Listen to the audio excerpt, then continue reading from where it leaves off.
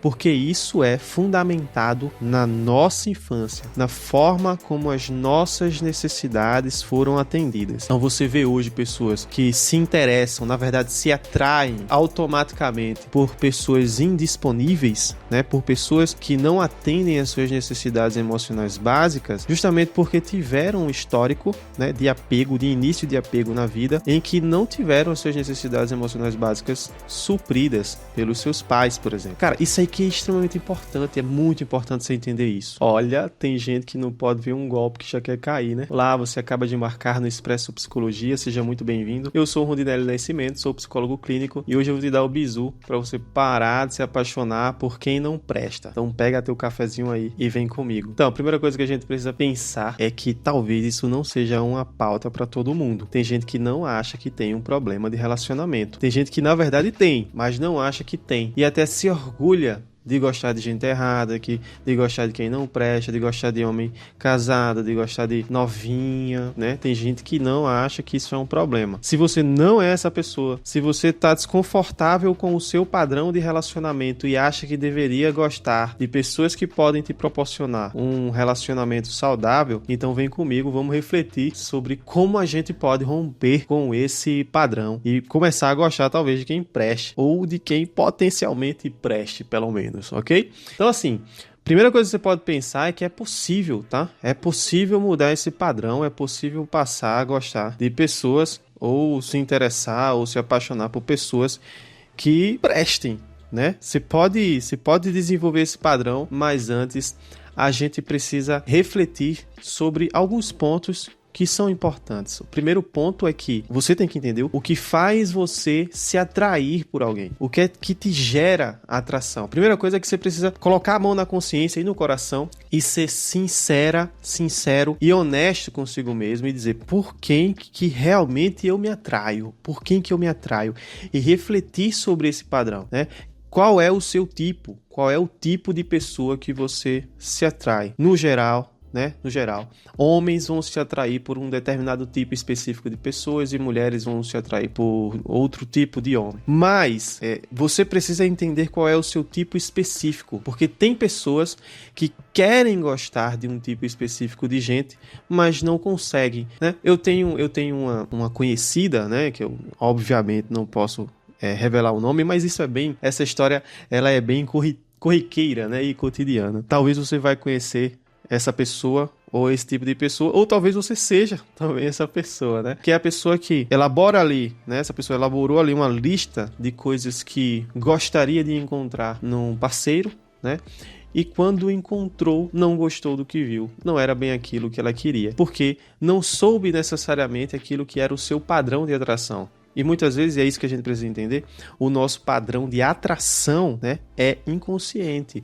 É aquilo que é automático. Não está necessariamente na nossa mão, não é o que a gente possa manipular tão facilmente assim. Porque isso é fundamentado na nossa infância, na forma como as nossas necessidades foram atendidas. Então você vê hoje pessoas que se interessam, na verdade se atraem automaticamente por pessoas indisponíveis, né, por pessoas que não atendem às suas necessidades emocionais básicas, justamente porque tiveram um histórico, né, de apego, de início de apego na vida, em que não tiveram as suas necessidades emocionais básicas supridas pelos seus pais, por exemplo. Então, você acaba entendendo que buscar essas necessidades é o sentido do relacionamento. Você vai buscar pessoas indisponíveis porque a sua mãe foi indisponível, porque o seu pai foi indisponível.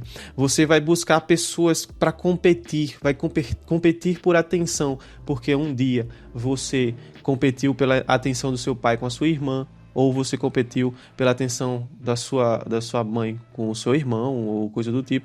Então, cara, isso aí que é extremamente importante, é muito importante você entender isso. E tem gente que quer negar. E quanto mais você nega essa verdade, mais você se ferra no mundo. A verdade é a seguinte, preste atenção. Você vai, sem dúvida, repetir os padrões que você aprendeu na sua infância. E você vai repetir uma vez, duas vezes, três vezes. Você pode repetir para o resto da sua vida, se você não tomar conhecimento desses padrões. E a única forma de você parar de repetir esses padrões é você despertar e entender que os tem. Não tem como você despertar sem entender que o seu padrão é esse, sem entender qual é a questão. Então, assim, o que é que faz você se apaixonar? Aliás, o que é que faz você se atrair por alguém? Certamente, esses padrões de atração estão baseados ali na sua infância, é por isso que talvez uma das principais questões seja você fazer terapia para entender esses padrões. O outro ponto que é extremamente importante de você refletir para romper com esses padrões ruins de atraibilidade, de paixão e de relacionamentos, né? Que é a questão da paixão. Tem algo que faz você se atrair por alguém e tem outras coisas que fazem você se apaixonar por alguém. Então, nesse ponto, você precisa se perguntar por que as pessoas se apaixonam pelas outras ou por que você se apaixona. Talvez se você fizer um exercício de olhar para o seu passado, de olhar para o seu histórico de relacionamentos e entender como foi a paixão, você vai encontrar aí alguns padrões, né? Primeiro, você se atrai. A atração é algo superficial, é algo visual, é algo muito, sabe, muito superficial. Agora, a paixão é quando você começa a se aprofundar, você começa a buscar. É tanto que você pode se atrair por uma pá de gente, mas a paixão é algo muito mais profundo, né? Você vai começando a conhecer mais a pessoa, você vai começando a abrir espaço, você vai começando a se aproximar, e aí a gente começa a muitas vezes delirar. Você vai começando a criar certas narrativas, certas ilusões, certas expectativas vão sendo criadas, e aí você vai colocando essa expectativa naquela pessoa, sem sequer saber se aquela pessoa realmente pode atendê-las. É muito comum você observar uma pessoa apaixonada, né, se deparando com uma hipótese de uma conduta ruim da outra pessoa e dizer, essa pessoa não faria aquilo. E esse é um grande erro, é um grande problema. Porque, na verdade, talvez você esteja certo. A pessoa que você montou na sua cabeça não faria aquilo, mas a pessoa que você montou na sua cabeça e a outra pessoa não são a mesma pessoa. E a pessoa com que você está se relacionando ou a pessoa real por quem você se apaixonou não são a mesma pessoa. Você criou uma ilusão. Nessa construção de narrativa, né, a paixão ela é muito química, ela é muito emocional, ela é muito biológica, fisiológica. Então, nessa construção de narrativa, você vai criando aquilo que te agrada, montando um bonequinho como se fosse numa massa de modelar. E isso vai causando diversas distorções cognitivas. Um dos efeitos cognitivos mais comuns na paixão é o efeito halo, né? O efeito halo é quando você atribui uma característica a alguém baseando-se em outras características previamente atribuídas. Por exemplo, vou te dar um exemplo para ficar mais claro. Pensa no quão absurdo é você pensar que a Suzanne von Richthofen gosta muito de cachorrinhos. Ela ama cachorrinhos. Tem um projeto social em que ela alimenta os cachorrinhos, ela vai nas ruas alimentar cachorrinhos. Por que é difícil pra gente pensar nisso? Aliás, é difícil a gente pensar que ela realmente, genuinamente iria se interessar por cachorrinhos. Por que é difícil a gente pensar nisso? Porque a primeira característica facilmente atribuível a Suzanne von Richthofen é que ela é uma pessoa má, é uma pessoa ruim. E a gente não vai, com facilidade, atribuir naturalmente características boas a uma pessoa ruim. Então, a mesma coisa acontece nos relacionamentos, quando a gente vai se apaixonar por alguém, né? A gente não consegue ver, é muito comum e é automático isso, tá? Não é algo muito palpável, você não consegue ver os defeitos, né? Então, a paixão é isso. Agora, o que é que pode te ajudar a frear um pouco esse delírio da paixão? É você, por exemplo, uma das principais condutas que você pode adotar é diminuir o contato. Pensa que a paixão, ela é química, ela é fisiológica, e o contato físico com a pessoa vai te fazer liberar certos neurotransmissores, sei lá, dopamina, vasopressina, ocitocina. Tudo isso vai ajudar você a ficar mais apaixonada pela pessoa. E à medida que você vai fazendo isso, você vai perdendo os filtros e vai tendo mais dificuldade de fazer as perguntas que são necessárias fazer para a pessoa. Então, primeiro você se apaixona, depois você vai perguntar, você não vai perguntar nada, você não vai saber nada, você não vai conhecer a pessoa. Isso é extremamente comum de acontecer. Então, você precisa ter um certo controle das experiências que você nutre, que você tem com a pessoa, para que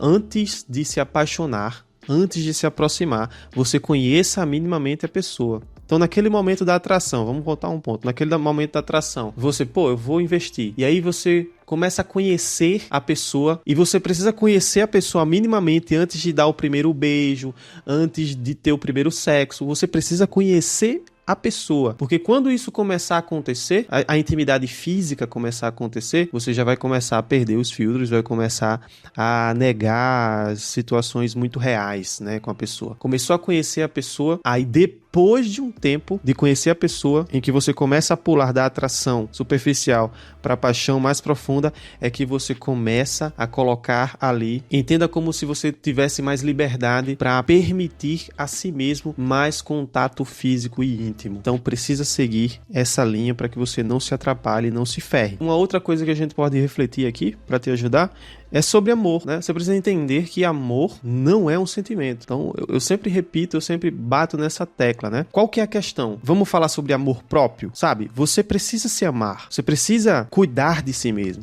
Então, se amar não é necessariamente você atender aos próprios desejos, né? Pensa bem, a mãe, quando ama o filho, ela não deixa o filho almoçar chocolate ou almoçar alguma besteira, pipos ou alguma coisa do tipo. Por quê? Porque ela ama. Ela permitir essas coisas é um gesto de desamor, para não dizer ódio. Então, quando você deixa o seu filho almoçar e jantar sorvete, você está odiando ele. Então, quando você atende desejos que não devem ser atendidos, você está se odiando. E é nesse ponto que você precisa se amar na prática. Então, mesmo que eu deseje alguém, mesmo que eu esteja me apaixonando ou me atraindo por alguém que não seja o padrão correto, eu preciso dizer não, não vai, porque isso é amor próprio. Tá? Isso é amor próprio. É antes de você se ferrar, você dizer eu não vou. Ou depois de você se ferrar, você dizer eu paro aqui, eu não vou além disso. Ah, mas eu vou ficar sofrendo em casa porque eu parei. O amor, ele não é incompatível com o sofrimento e isso precisa ser entendido. Por último, eu preciso que você reflita sobre o que é que você está buscando no seu relacionamento. Por último, faz essa reflexão. Acaba esse vídeo pensando sobre isso. Por que que você quer se relacionar? O que você está buscando? Em geral, a gente pode separar aqui em duas colunas. Nós buscamos um relacionamento para atender certas necessidades emocionais básicas. Pensa aí em afeto, pensa aí em segurança. Tem muitas coisas que a gente atende e isso é fisiológico, né? É algo que é inconsciente, digamos assim. Outros pontos é sobre os objetivos que a gente tem, os sonhos, que são objetivos ali mais conscientes, né? A gente quer se relacionar para construir um futuro melhor para uma família, para desenvolver uma sociedade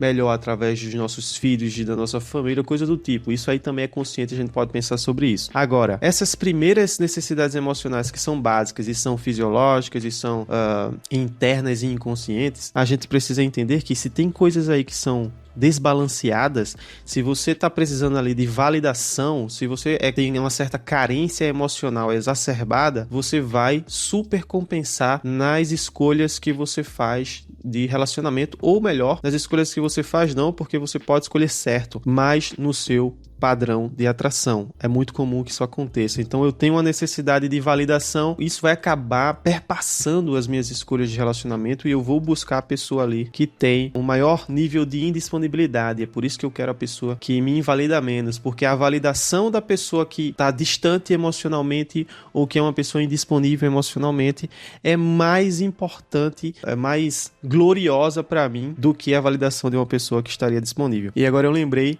de um vídeo do Clóvis de Barros Filho, em que ele fala no Flow Podcast, ele fala com o Igor e com o Monark sobre uma história que ele tem com Bourdieu, um professor que ele teve no doutorado na França, em que ele diz assim, eu ouvi tantas vezes esse vídeo que eu sei decorado, ele diz assim, os circuitos de consagração social serão tanto mais eficazes quanto mais distante passarem do objeto consagrado. E aí, você pode até ver esse vídeo, é muito legal. E aí ele explica que o elogio mais importante e mais validador e mais consagratório que a gente tem é aquele que está distante de mim. Então assim, acontece exatamente dessa forma nos relacionamentos. Quanto maior a minha necessidade de validação, menos eu vou gostar das pessoas que estão próximas a mim. E entenda que são as pessoas que estão mais próximas a mim, que eu conheço mais, que eu tenho mais possibilidade de perguntar, de conviver, de saber qual é o comportamento. São essas pessoas próximas que eu terei mais conhecimento para escolher certo. Eu falo proximidade geográfica também e emocional. Pessoas que estão distantes distantes geograficamente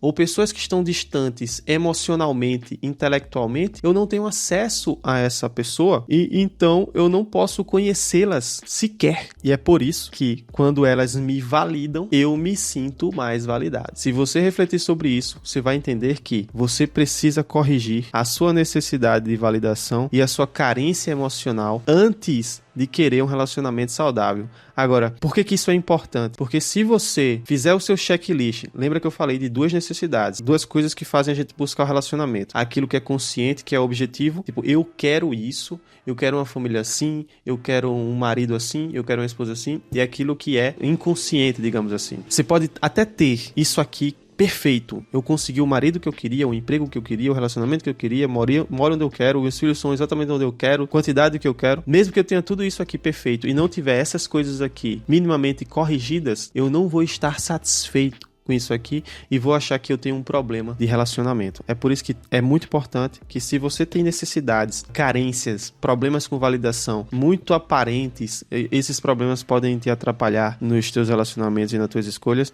e aí você vai ter dificuldade de escolher certo e de até de gostar das pessoas que são certas para você. Esse foi o vídeo de hoje, e aí eu quero que você deixe o seu comentário. Eu esqueci de pedir para você deixar o like lá no início, né? Então se você chegou até aqui, dê o like, deixa o seu comentário, me dá a tua opinião e conta a tua história aí também nos comentários, beleza? Até mais, fiquem bem, tchau.